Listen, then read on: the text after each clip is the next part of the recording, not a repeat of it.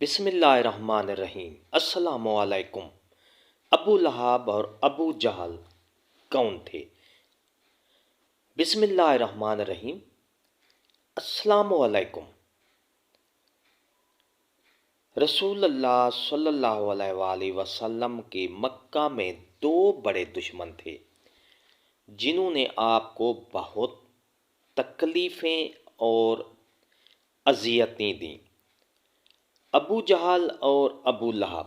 عام طور پر لوگ ابو جہل اور ابو لہب کو ایک ہی شخص سمجھتے ہیں، جبکہ کچھ لوگ ان دونوں کو حضور صلی اللہ علیہ وآلہ وسلم کا چچا مانتے ہیں، جبکہ ایسا نہیں ہے۔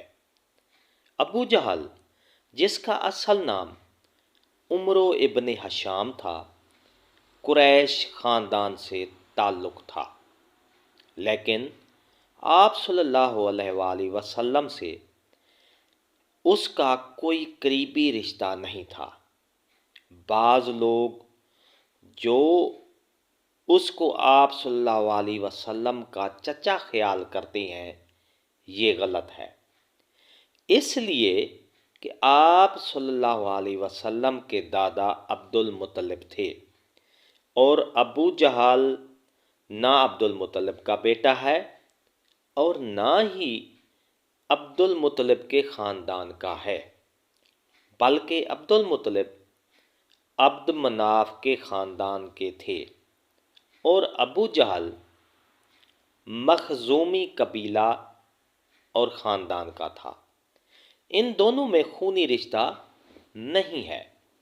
ابو جہل کا شجرہ نسب کچھ یوں ہے: ابو جہل بن ہشام بن المغیرہ بن عبداللہ بن عمر بن مخزوم القریشی المخزومی الخ۔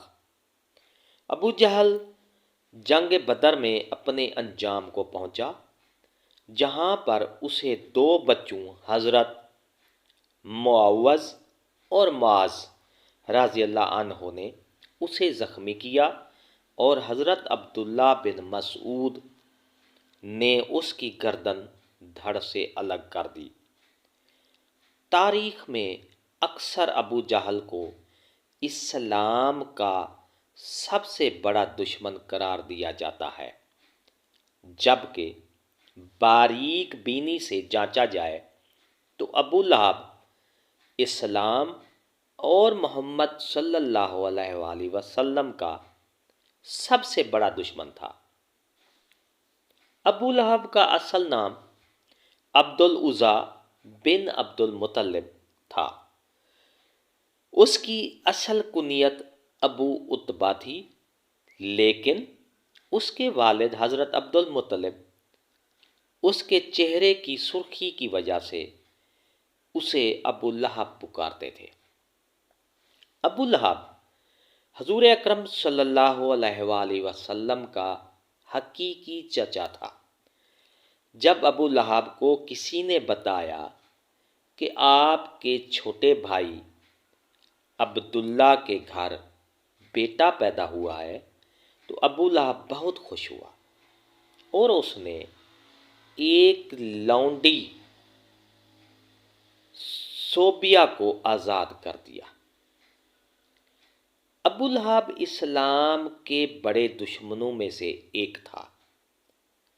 جب حضور اکرم صلی اللہ علیہ وآلہ وسلم نے اعلان نبوت کیا تو ابو لہب نے سخت مخالفت کی۔ آپ صلی اللہ علیہ وآلہ وسلم کی شان میں گستاخی پر اتر آیا۔ جب خدا کی طرف سے رشتہ داروں کو دین کی دعوت کا حکم ہوا تو آپ صلی اللہ علیہ وسلم نے کوہ صفا پر چڑھ کر قریش والوں کو پکارا۔ جب سارے اکٹھے ہوئے تو آپ صلی اللہ علیہ وسلم نے فرمایا کہ اگر میں آپ کو کہوں کہ اس پہاڑی کے پیچھے سے ایک لشکر تم پر حملہ کرنے والا ہے، کیا تم میری بات کا یقین کر لو گے؟ سب نے آپ صلی اللہ علیہ وسلم کے حکم پر لبیک کہا کہ آپ صلی اللہ علیہ وسلم نے ہمیشہ ہی سچ بولا۔ اس کے بعد آپ صلی اللہ علیہ وسلم نے فرمایا کہ میں خدا کے حکم سے تم کو ایک سخت عذاب سے آگاہ کرنے کے لیے آیا ہوں، جو دشمنوں کے حملے سے بھی زیادہ خطرناک ہے۔ ڈیئر ناظرین، آگے چلتے ہیں۔ جب آپ صلی اللہ علیہ وسلم نے یہ الفاظ فرمائے تو ابو لہب نے آپ صلی اللہ علیہ وآلہ وسلم کی مخالفت کرتے ہوئے کہا، غارت ہو تم پر، نعوذ باللہ، تو نے ہم کو اس لیے بلایا ہے کہ اس پر سورہ لہب نازل ہوئی۔ جب رسول اکرم صلی اللہ علیہ وآلہ وسلم پیغام خدا دیتے تو ابو لہب آپ صلی اللہ علیہ وآلہ وسلم کو برا بھلا کہنے لگ جاتے کہ یہ جھوٹا ہے جو اپنے آباء و اجداد کے دین کو چھوڑ کر اپنا جھوٹا دین پھیلا رہا ہے۔ بعض روایات میں ہے کہ ابو لہب نے کوہ صفا پر آپ صلی اللہ علیہ وآلہ وسلم کو قتل کرنے کے لیے ایک پتھر بھی اٹھا لیا تھا۔ ابو لہب حضور صلی اللہ علیہ وسلم کے اتنے مخالف تھے کہ جب حضور اکرم صلی اللہ علیہ وآلہ وسلم کے بیٹے عبداللہ کا انتقال ہوا تو ابو لہب بہت خوش ہوا اور وہ دوڑتا ہوا اپنے دوستوں کے پاس گیا اور کہا کہ حضور اکرم صلی اللہ علیہ وسلم اتبر نسل ختم ہونا ہو گئے ہیں، نعوذ باللہ۔ ایام حج میں بھی ابو لہب آپ صلی اللہ علیہ وسلم کے پیچھے لگا رہتا تھا۔ یہاں تک کہ وہ آپ صلی اللہ علیہ وسلم کو پتھر مارتا تھا جس سے آپ صلی اللہ علیہ وسلم کی ایڑیاں خون سے تر ہو جاتی تھیں۔ قرآن پاک میں بدبختہ ابو لہب کی موت کے بارے میں سخت الفاظ بیان کیے گئے ہیں جو کہ حرف با حرف پورے ہوئے۔ وہ بہت ذلت کی موت مرا۔ ابو لہب بہت مالدار تھا۔ جب اس کو خدا کے عذاب سے ڈرایا جاتا تھا تو کہتا کہ اگر حضور صلی اللہ علیہ وسلم کی بات سچ ہے تو آخرت کے دن مال و اولاد کا نذرانہ دے کر عذاب سے چھوٹ جاؤں گا۔ ابن اسحاق سے مروی ہے کہ جب ابو لہب کی بیوی ام جمیل کو پتہ چلا کہ میرے خاوند کے بارے میں سورہ نازل ہوئی ہے تو وہ ایک پتھر لے کر آپ صلی اللہ علیہ وسلم کو مارنے کے لیے مسجد حرام میں پہنچ گئی۔ مسجد حرام میں حضرت محمد صلی اللہ علیہ وآلہ وسلم اپنے پیارے ساتھی حضرت ابوبکر رضی اللہ عنہ کے ساتھ آرام فرما رہے تھے تو اللہ تبارک و تعالیٰ نے ام جمیل کی نظروں پر ایسا پردہ ڈالا کہ اس کو صرف حضرت ابوبکر ہی نظر آئے۔ اس نے پوچھا کہ مجھے معلوم ہے کہ حضرت محمد صلی اللہ علیہ وآلہ وسلم میری مذمت و رجوع کرتے ہیں۔ خدا کی قسم اگر حضرت محمد صلی اللہ علیہ وآلہ وسلم میرے سامنے ہوتے تو میں اس کو پتھر مارتی۔ وہ دشمن اور مخالفت کی وجہ سے حضرت محمد صلی اللہ علیہ وسلم کو مذمم کہتے تھے۔ یہ کہہ کر وہ واپس چلے گئے۔ चली गई। कुरैश वाले जब मुजम्मम कहते तो आप सल्लल्लाहु अलैहि वसल्लम फरमाते, ऐ लोगो, अल्लाह ताला ने किस तरह इनको सब्र शिकम मुझसे फेर दिया। वो मुजम्मम को बुरा भला कहते हैं, मैं तो मोहम्मद सल्लल्लाहु अलैहि वसल्लम खुदा का आखिरी रसूल हूँ। अबू लहब कुरैश का मालदार आदमी था। उसका सूद खोरी का कारोबार था, बहुत वसी था। वो लोगों को सूद पर चीज़ें देकर खुद मुनाफा हासिल करता था। यहाँ तक कि उसने खाना काबा से सोने का हरन चोरी करके बेच दिया था। अबू लहब की औलाद भी नबी करीम सल्लल्लाहु अलैहि वसल्लम की बहुत ज़्यादा दुश्मन थी। इब्न असाकर और इब्न इसहाक लिखते हैं कि एक दिन अबू लहब के बेटे उतैबा ने ये ठान लिया कि वो मोहम्मद सल्लल्लाहु अलैहि वसल्लम के पास जाकर उनके रब के बारे में बुरी बातें कहकर उनको अजियत पहुंचाएगा। उतैबा बदबख्त नबी करीम सल्लल्लाहु अलैहि वसल्लम के पास आया और बहुत सख्त कलामी की, और सबसे बड़ा जुर्म ये कि चेहराए अनवर की तरफ थूका, मगर वो नापाक थूक वजह अतहर पर गिरने की बजाय दूर जा गिरा। उसकी गुस्ताखी पर हजूर अकरम सल्लल्लाहु अलैहि वसल्लम ने दुआ मांगी, ऐ अल्लाह, इस पर अपने कुत्तों में से किसी कुत्ते को मुसल्लत कर दे। उतैबा अपने ख्याल में बड़ा कारनामा सर अंजाम देकर अपने बाप के पास आ गया। अबू लहब ने पूछा, प्यारे बेटे, तूने इसे क्या कहा? उसने बताया, मैंने ये कहा। उसने पूछा, इस पर मोहम्मद सल्लल्लाहु अलैहि वसल्लम ने क्या कहा? उतैबा ने बताया कि उसने ये बद्दुआ दी है। ये सुनते ही अबू लहब का रंग सुर्ख हो गया, क्योंकि वो जानता था कि मोहम्मद सल्लल्लाहु अलैहि वसल्लम की कोई भी दुआ ऐसी नहीं जो कबूल ना हो। अब वो पल पल अपने बेटे का ख्याल रखता। अबू लहब एक दफ़ा एक काफिले के साथ शाम रवाना हुआ और वो रास्ते में एक जंगल में जाकर गिरजा घर में इन्हें पड़ाव करना पड़ा।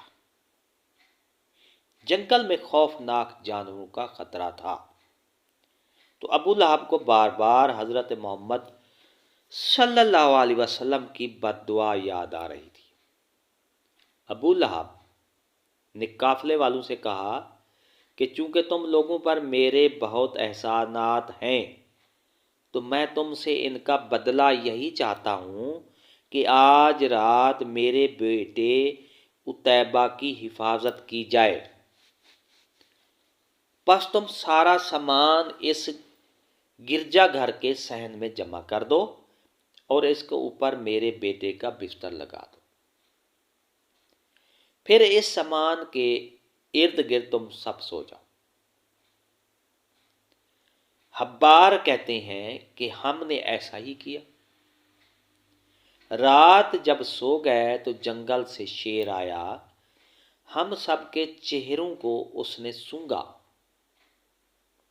मगर किसी को कुछ न कहा। डियर नाजरीन, ये बात सुनने वाली है। शेर आया, हम सब के चेहरों को उसने सूंघा, मगर किसी को कुछ न कहा। फिर सामान के बुलंद ढेर पर चढ़ गया, उतैबा के चेहरे को सूंघा और उसे चीर फाड़ दिया। अबू लहब का बुरा हाल था और वो कहे जा रहा था, میں جانتا تھا میرا بیٹا محمد کی بد دعا سے کبھی نہیں بچ سکے گا۔ ناظرین گرامی، ابو لہب اسے اپنے بیٹے عتیبہ اور اس کی بیوی کا انجام انتہائی دردناک اور عبرتناک ہوا، کیونکہ اللہ پاک نے سورہ لہب میں پہلے ہی ان کے لیے عذاب کا فیصلہ سنا دیا تھا۔ جنگ بدر کے 7 دن بعد ابو لہب چیچک کی بیماری میں مبتلا ہوا اور گل سڑ کر مر گیا۔ روایت ہے کہ اس کو ایک ریشے دار دانہ نکلا، جو پھٹا تو پھر اس سے مزید دانے نکل آئے۔ اب ان دونوں دانوں کی جب بدبو پھیلنے لگی تو اس کی اولاد اور بیوی نے یہ فیصلہ کیا کہ ان کو اپنے گھر سے کسی ویران کھنڈر میں منتقل کر دیتے ہیں تاکہ یہ بیماری کسی میں منتقل نہ ہو۔ اسی بیماری، بدبو اور اذیت میں 7 دن رہنے کے بعد ابو لہب جہنم واصل ہوا اور اس کی لاش 3 دن تک پڑی رہی، کوئی اس کے قریب نہ پھنکتا تھا۔ لوگوں کو ڈر تھا کہ جو قریب جائے گا اسے چھوت کی وہی بیماری لگ جائے گی جس سے وہ مرا ہے۔ جب بدبو پھیل گئی تو لوگوں نے اس کے اہل و عیال کو آر دلائی، اس پر انہوں نے ان تانوں سے تنگ آ کر کچھ حبشیوں کو اجرت دے کر لاش اٹھوائی، جنہوں نے اسے لمبی لکڑیوں پر رکھ کر ایک گڑھے میں پھینکا اور اوپر سے دور کھڑے ہو کر یوں پتھر پھینکے جیسے اسے رجم کیا جا رہا ہو۔ اس کی بیوی جو ام جمیل کے نام سے معروف تھی، ابو سفیان کی بہن تھی۔ اس کا نام عروہ بنت حرب تھا۔ وہ بھی ایڑیاں رگڑ رگڑ کر مری اور اللہ تعالیٰ نے ارشاد فرمایا، اس کی گردن میں مونج کی رسی ڈال کر اسے جہنم میں پھینکا گیا ہے۔ وہ اپنے قیمتی ہار پر فخر کیا کرتی تھی اور ڈینگے مارتی تھی کہ میں قیمتی ہار بیچ کر محمد صلی اللہ علیہ وسلم کی مخالفت میں لگا دوں گی۔ اللہ تعالیٰ نے اسی گردن میں وہ توق ڈالا جس سے شیطان بھی پناہ مانگتا ہوگا۔ اللہ تعالیٰ ہم کو بھی اسلام پر چلنے کی توفیق عطا فرمائے، آمین۔ ڈیئر ناظرین، اگر آپ کو یہ ہماری ویڈیو اچھی لگتی ہیں تو لائک کے بٹن کو لازمی پریس کیا کریں اور اس کو شیئر بھی لازمی کر دیا کریں اپنے فیس بک گروپ، واٹس ایپ گروپس، تاکہ ایسی ویڈیوز جو بھی پڑھے گا اس کو اس انجام سے، ابو لہب اور ابو جہل کے انجام سے باخبر رہے گئے۔ اور اس طرح ہماری ویڈیو جب آپ سبسکرائب کے بٹن کو پریس کرتے ہیں اور اس کے ساتھ بیل آئیکن کا بٹن ہے، جب آپ اس کو پریس کرتے ہیں تو ہماری ویڈیو کا نوٹیفیکیشن جلدی اور آسانی سے آپ کو مل جاتا ہے۔ اس سے آپ کا اور ہمارا رابطہ ہمیشہ قائم رہتا ہے۔ تو انشاءاللہ ہم ایک نئی ایسی ہی ویڈیو کے ساتھ ملیں گے۔ شکریہ، اللہ حافظ۔